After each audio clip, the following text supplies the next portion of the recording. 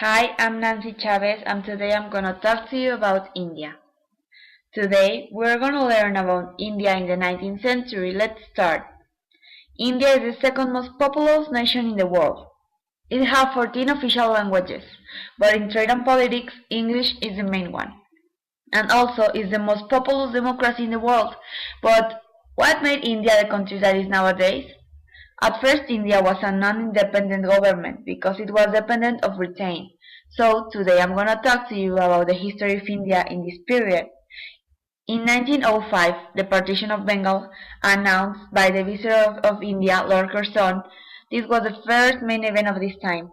It began a transformation of the Indian National Congress from a middle-class pressure group into a nationwide mass movement. It was divided into East and West Bengal, but this partition was cancelled in 1911. In December, it was announced the revocation of the partition of Bengal, and the two parts of Bengal were reunited. In 1906, Muslim League is formed and this was a historical political party established in the early years of the 20th century in the British Indian Empire. In 1911, the capital city is moved from Calcutta to Delhi by the British government. On 22 of March of 1911, a royal proclamation announced that the Durbar would be held in December to commemorate the coronation in Britain a few months earlier of the King George V and Queen Mary, and allow their proclamation as Emperor and Empress of India, without public forewarning. The announcement of the move of India's capital from Calcutta to Delhi was also made at Durbar. In 1919, Jallianwala Bagh massacre. On April 13 of 1919, British Indian Army soldiers started shooting an unarmed gathering of men, women, and children. The person in charge was Brigadier General Reynald Deer, the military commander or armed star. Of 1920, Mahatma Gandhi began his campaign of non-violence against the British government. Of 1930, Gandhi led the Salt March against the British salt monopoly. This was requesting the end to the salt tax. Also, the Round Table Conference started in this year. In 1931, the second Round Table Conference takes place and the Irwin Gandhi Pact is signed. In 1940, Muhammad Ali Jinnah demanded that the new country be formed from the Islam for the Muslims, which would be called Pakistan. In 1947, India and Pakistan became self-government as it was an act of the Parliament of the United Kingdom that partitioned British India into two new independent dominions of India and Pakistan. The 15th of August of 1947, the partition of India and independence from the British rule. Also, in this year, the 3rd of June in 1947, Lord Mountbatten's plan for the partition of India comes into light. In 1948, the 3rd of January, Gandhi was assassinated. In 1950, of January 26, a new Indian constitution was ratified in Jawaharlal Nehru became the Indian first Prime Minister and India becoming a republic. 1951, the Congress Party wins the first general election under leadership of Jawaharlal Nehru. 1966, Indira Gandhi, the daughter of Jawaharlal Nehru, is elected Prime Minister and one of the first women elected to lead the nation. In 1971, India goes to the war with Pakistan over the creation of the country of Bangladesh from East Pakistan. In 1974, India detonates its first nuclear weapon. In 1984, Indira Gandhi is assassinated. 1972, India signs the similar agreement with Pakistan. In 1996, the Hindu National Party (BJP) becomes the major political party, and in the 2000, the population of India passed to 1 billion of people. Mahatma Gandhi. Mahatma Gandhi was the primary leader of India's independence movement and also the architect of a form of civil disobedience that would influence the world. is one of the most famous leaders and champions of justice in the world. His principles and firm belief of nonviolence has been followed by many important civil rights leaders, including Martin Luther King Jr. and Nelson Mandela. In South Africa, where Gandhi experienced racial prejudice against Indians and began his work on civil rights, once back in India, Gandhi led the fight for Indian independence from the British Empire. He organized non-violent civil disobedience campaigns. Gandhi was put in prison several times for organizing this protest. He would often fast while he was in prison. One of Gandhi's most successful protests was called the South March. When Britain put attacks on the South, Gandhi decided to walk 241 miles to the Sea of Dandi to make his own South. Thousands of Indians joined him in his march. Gandhi also fought for civil rights and liberties among Indian people.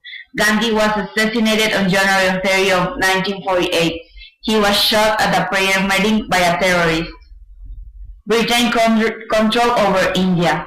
The rule of the British India is possibly one of the most controversial and most hotly debated aspects of the history of the British Empire. Admirers of British rule point to the economic developments, the legal and administrative system, the fact that India became the center of world politics. Critics of British rule generally point out that all these benefits went to a teeny British ruling class and the majority of Indians gained a little. Admirers of British rule counter this by saying that most Indians were poor and oppressed by their own leaders before the British arrived, and the British rule was less harsh on ordinary Indians than ruled by Indian princes. The British were able to take control of India mainly because India was not united.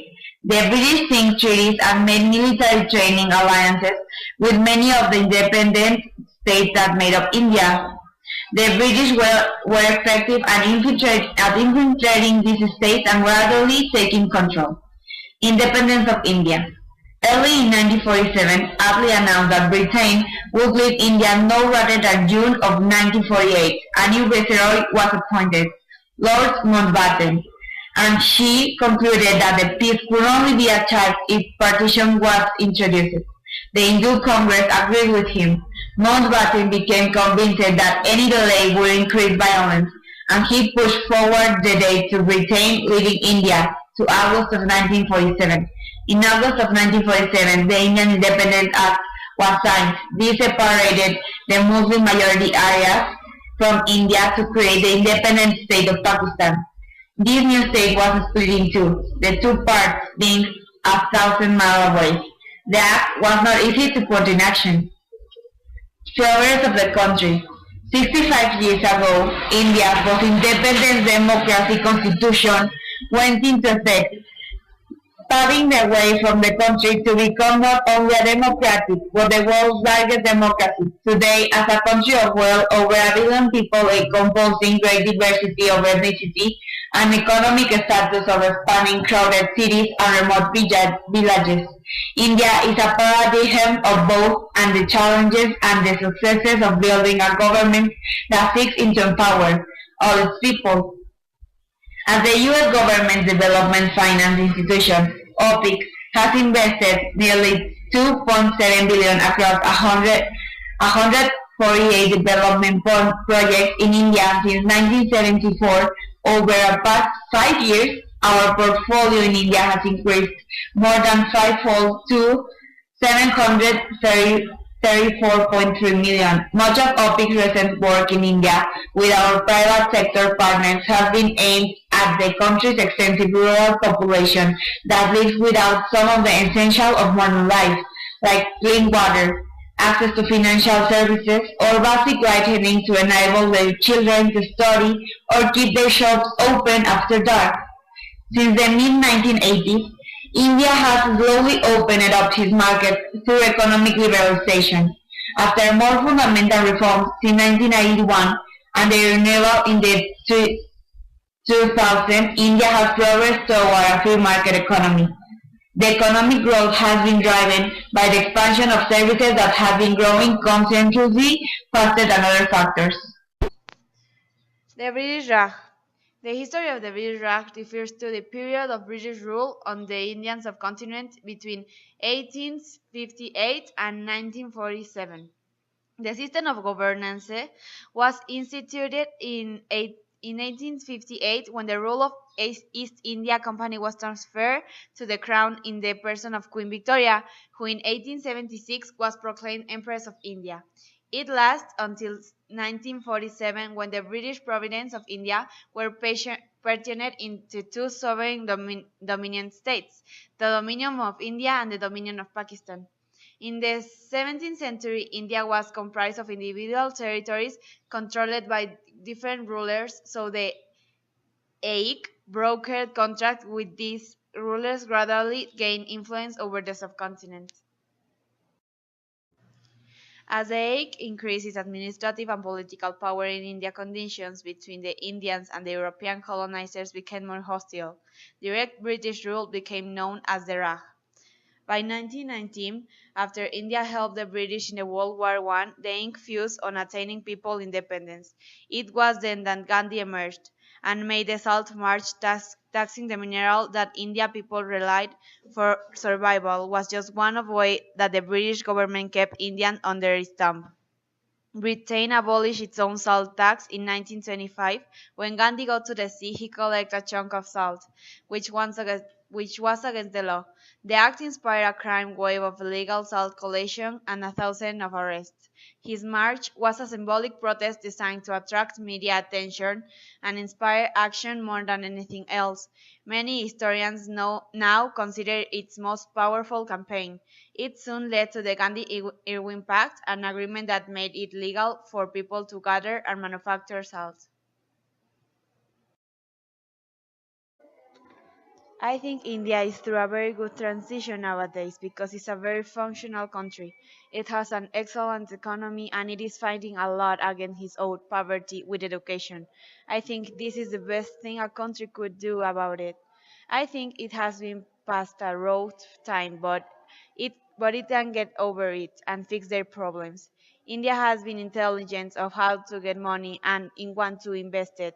So I think India is an excellent country and is in progress of being a very successful one.